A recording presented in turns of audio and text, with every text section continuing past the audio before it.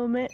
Hey y'all, so today's video is going to be talking about settings in Valorant, and now I don't really like to make these types of videos really often, because I just feel like they're not really relevant to helping you improve at the game. Well, in some capacity they are, like, as you can see, I already have one on my channel, and the reason I'm making a second one is one, because I've changed my perspective, and I think there are certain things that are good now that I didn't think were good before. I also just understand the settings a little bit better, so I also just want to explain what everything does, right? Like, I'm not here to just give you, oh, here's the settings I use, copy them, and you'll be the best. Like, that's not what I'm here to do. I'm here to explain to you what each setting does and why you should or should not turn certain settings on or off. Oh no. And I will give you some settings that, I like, go judge. I'm going to say, no, you have to turn this off, or I'm going to be like, oh, it's recommended to be here or here. Because, again, like, settings, I'm the firm belief, settings are very personal to you. Someone else's settings will not work for you, even if you copy them, and even if you play better with them, you probably end up changing them at some point, like, in any regard, because settings are very personalized, and just copying the best player's settings isn't going to make you the best player, because they're the best player because they're the best player, and that's just who they are. It doesn't really matter what their settings are, because it's just what works for them. Uh, the other reason I wanted to make this settings video is because I now have a DualSense Edge, which, for those of you that don't know, is the PlayStation version of an Xbox Elite controller, and it comes with some custom settings, like, in the PlayStation software itself. And on YouTube, I literally could only find maybe one video that talked about the DualSense Edge in relation to Valorant at all. So it's also, I want to, like, add that in there for other DualSense Edge users that might I just need to want know what the to, last you know, person is. use their custom settings but don't know how to. So the way this format video is going to work is I'm going to go through every setting from each category, explain what's best, explain why you should do certain things, turn certain settings on, and then once we get to the relevant information that also will use the DualSense Edge, I'll go into detail on that too. But just because you don't have a DualSense Edge or you're not on PlayStation does not mean this video won't apply to you. This video is still relevant to every console. It just has the DualSense Edge section kind of added onto it. So, like, I don't want to turn anyone away because, like, oh, you're stupid Xbox, yeah, here. No, like, this video is the best settings for console plus DualSense Edge. It's not the best settings for DualSense Edge. However, there will be some recommended settings for DualSense Edge, obviously, because I do want to feature that in my video. Anyway, enough yapping. I'm gonna just get straight into it. So yeah, see y'all at the end of the video. I'm trying to do. Alright, so to start off with general settings, rotate map with player. Either one does not matter, it's up to you. Same with all this stuff. The really thing I want to pay attention to in these mini-map settings. As you can see here, this option called Keep Player Centered is grayed out. You can see it's tied on my mini-map zoom. And you can see in the top right, if zoom level is more than 1.0, the Keep Centered player will automatically be enabled and cannot be toggled off. Now, the reason you don't want that is because if I leave it on, right, you see it kind of follows me around and I can't really see the corners of the map. And if I keep going this way, like, that dummy goes off the screen. And the reason you don't want that is because, let's say I'm defending A site, for example. I can't see what's going on at B site. But if I turn Keep Player Centered off, even though, like, the firing range is just bigger than my map, you can see that it doesn't matter where I'm standing. I'll still be able to see that dummy in the bottom right of my screen, a mini-map, so I'll know where he is. With that content filter, show corpses, I like this off, just because it's less cluttered on my screen and I'm not accidentally shooting at bodies, and it shows little, like, icons of the agents that are dead, so when you're playing Sage, you know that you're rezzing your good player, not your bottom frag against the Locarena and a pile of bodies. Show blood, I just turned this off. I like to have it on most of the time because it's easier to see wall bangs and just, like, shots around walls and stuff, but it can get in your way and, like, distract you. And basically, if you turn it off, it's kind of easier to see your bullets connected. It's easier to see headshots and all that stuff. Privacy completely doesn't matter. Other enemy highlight color. So I believe that red is the, like, easiest color to react to because we associate red with danger. Yellow and purple are good if you have trouble seeing enemies and, like, they're blending in with stuff. Those are just colors that kind of stand out on each map. Purple especially if you're using Viper because it glows the brightest in Viper ult. Other than that, I like yellow, but it doesn't really matter which color you use as long as it works for you. First person handedness. So this one, I don't think it makes a difference. Some people think it does. Um, so it's based on your dominant eye. So in order to figure out which eye is your dominant eye, like make something the center of your vision and like make a triangle around it with your hands, and then just close each eye. Whichever eye that's like open, that the object stays in the center is your dominant eye. So if your dominant eye is your right eye, you'd put your gun opposite. That would be your left, so that you can see more with your dominant eye. I haven't really noticed a difference that much in my performance with this, and I don't really like the way left-handed looks. So it's completely up to preference. If you like whichever one you like, it doesn't matter. But if you really, really like want to min max everything, then you can do the dominant eye test and find out. Now for controls, I'm using the Valorant profile, but I have my left and right stick on crouch, and even when I wasn't on the DualSense Edge, I was on the regular DualSense. I still had it this way. The added bonus of the DualSense Edge though is that I have bound my paddles to my left and right sticks, so it's just easier to have crouch on hold and the other button on my left stick. But like this isn't really universal with DualSense Edge. This is what I was using regardless. Um, Now for aim, so your aim settings will be dictated a lot by obviously your sensitivity as well as your aim curves. So for base sensitivity, horizontal and vertical, I'd recommend staying between 6 and about 12 to 13 at the highest. And again, you could go higher than this, especially if it works for you, like if 15 or 16 works for you. But just the overall recommendation is try something between 6 and 13 first, and seeing how that feels. For focus, you'll notice that my focus is 4.5. Um, I like it kind of slow. I was playing on 5.5 originally, but I'm just trying out 4.5 right now. My recommendation, though, for focus is I'm just going to reset this to defaults real fast.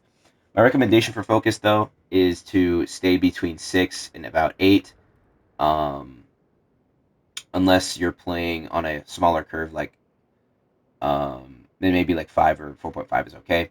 But for like most people, between 6 and 8 is where you want to be. Same with your ADS, 6 and 8, between 5 and 7. Pretty much from 5 to 8, you're golden. Sniper, I like my snipers a little lower, so I'd say like maybe like 4 to 6, but again, it's all up to you and what you want. Now, the main things that will affect your sensitivities the most are your dead zones as well as your aim curves. So, to explain dead zones, um, essentially, a dead zone is a spot on your controller where the input is either greatly reduced or ignored. So, dead zones are usually used to avoid stick drift or um, basically in this game they kind of help also with aim assist because the higher my dead zone is, let's just go to like something crazy like 0.25. You can see like when I'm on these bots, like my stick kind of isn't moving very much, even though I'm like moving it a lot, it's barely moving. But then if I go on a really low dead zone, I go to like 0.001, I have a lot more freedom of movement, but this is like also a lot more opportunity to mess up a shot as well. So it's about finding the like balance between freedom of movement and enough stopping power. So the general range you want to be for your inner dead zone is between 0.05 and 0.1. This is kind of the sweet spot for me personally, is between these areas. I'm really liking 0.08 right now, but I usually switch it between 0.08 and 0.1 frequently. Um, but that the general range is from 0.05 to 0.1. For outer dead zone, keep this either at 0.99 or 1. This is like the max percent of your controller, so like not all controllers can reach 100% of their dead zones. So it is quote unquote safer to keep it at 99, but it doesn't really matter, honestly. Um, Now the main thing for aim is our curves. So for base aim, the three curves you're going to want to stick with are standard, heavy, and extreme. These three are the best curves for your base aim because they provide the most fine control as well as fast acceleration, which in your base aim is what you need to look around, especially if like you're clearing corners really fast. And I'm on the default setting, so it's going to look slow. That's what you need to clear corners really fast. as well as like turn flashes or break abilities and all that stuff. For focus, you're going to want to use linear, light, and medium. Now, I would suggest staying away from linear for the most part. I only know like 2 or 3 people, 4 including me, that actually use linear. I've grown to like it, but it does feel very awkward in Valorant. I'm not gonna say that it's a great curve. Like, if you can, I'd say light is probably the best curve for focus. But for me, like light, just I don't know. There's too much fine control, and I just don't like it. So I'm a linear demon, but I'd recommend staying between light and medium, trying out linear, seeing if that works for you. But usually light and medium are all you need for focused. Same with ADS, and honestly, same with sniper too. All three of those are kind of the same, the way they work. So that was a lot of information for the aim sensitivity settings. So I just wanted to like kind of come back and just give a baseline of like a starting point if you have no clue where to start. So for base horizontal sensitivity, I'd recommend starting at either 8.8 or 10.10. For focus, I'd recommend 6.5. ADS, I'd recommend 6. And sniper, I'd recommend 4. Aim inner dead zone, I recommend 0.08 to start. Either 0.08 or 0.05 to start. Outer, again, it literally doesn't matter for 0.99 or 1, so I wouldn't even bother. But aim curves, I'd recommend heavy, light, medium, medium, or heavy, light, light, medium. I just feel that sniper curve is way more consistent with medium for most people. Same with ADS. So this was kind of what I was using back when I was not on the DualSense Edge. I changed my sensitivity, like my whole sensitivity for the DualSense Edge, which is why my settings kind of look weird.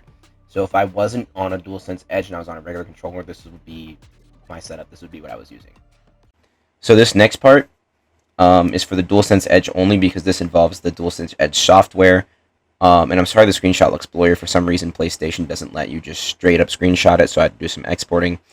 Anyway, I'd only do this on the DualSense Edge if you're using linear curves for your focus, your ADS, and your sniper. This is because like it'll mesh weird if you're using other curves, so it's really only good if you're using linear. And with that being said, I'd recommend using dynamic -5. That's what I'm using, or just the dynamic curve in general. I like -5 because the dynamic is just really, really strong. The other one I recommend using is steady. Steady is also pretty good too, and again, anywhere between +5 and -5. Just those two curves I found are the best for playing on linear. Again, I would stick to default if you aren't playing on linear, because it will just mesh weird with the curves. And then with movement, I have my walk run threshold at 0.0 or 0.8 and my movement dead zone at 0.3. Crouch behavior on hold just because of my paddles. I used to use toggle back when I didn't have paddles. Now for walk run threshold, the default settings for this are 0.98 and 0.2. These aren't bad. Honestly, I don't mind these settings specifically. I just like my movement dead zone a little higher, 0.3, and my walk run threshold a little lower. As long as your walk run threshold is probably like a higher than 0.7, like 0.7 or higher, you're probably good. Again, movement dead zone 0.2 to about 0.35 is a good spot to be. Now, for movement for the DualSense Edge, all I did really was just crank up my dead zone by 10% in the DualSense Edge software. It just kind of feels like it's giving me more stopping power and it's easier to stop faster. And I don't think it makes the hugest difference, but I definitely notice it, so give it a try and see if it helps you too. Again, all of these DualSense Edge settings are not required. These are just recommendations / suggestions. And then for the advanced tab, fast melee equip on just makes your life easier when it comes to pulling out your knife. L2, R2 button dead zone, put this as low as possible. Just makes it easier to, it's just faster response time with your shooting. Auto equip priority, make that on strongest. It will always prioritize your Vandal instead of like your knife or your classic after using abilities or planting or something. If you get anything else from this video, nothing else from this video, if you get nothing else from this video, please turn walk wall and focus off. This setting, I promise you, is detrimental to your gameplay. Do not have this setting on. It makes it impossible to do things like swing while in focus mode. As you can see, remember earlier I was running around. I can't do that with this setting. This is bad.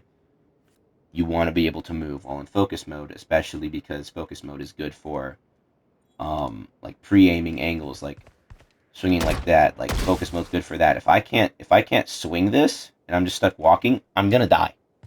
I'm going to get killed. Other than that, dampen shooting sensitivity. This one's up to you. I just don't really like it. Same with vibration. Up to you. Crosshairs. I'm not gonna go over crosshairs because, like, I really don't think there's that much to go over. But if you guys really want to see crosshairs, I'll make a separate video for crosshairs. Other than that, in stats, shooting error, graph only. This puts the graph in the top right of your screen so that you can see why your bullets are missing. So, for example, if I'm running, you can see the bars are blue when I'm standing still.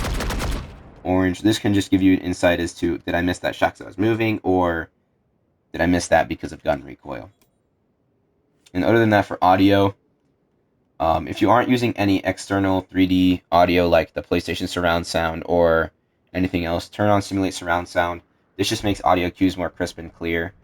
And it's just more helpful and beneficial to have it turned on than it is to have it turned off. But yeah, that's really all for the settings. If you have any questions in the comments, just drop them in the comments. I'll answer them. But yeah, that's really it for the settings. Thank you all so much for watching. Please like and subscribe if you enjoyed this. It really helps this channel grow. If you want to interact with me, be coached by me, or just hang out with other people who like to play Valorant console, my Discord is linked in the description. If you do get coached by me, just submit a VOD of your ranked game into the coaching request channel, and I'll watch it and give you some notes, things to improve on. Other than that, I'm also live on Twitch Friday and Saturday evenings. Feel free to pop out and say hi. That's all. See ya. I'm getting it. I don't care, bro. Let me ace. Yeah!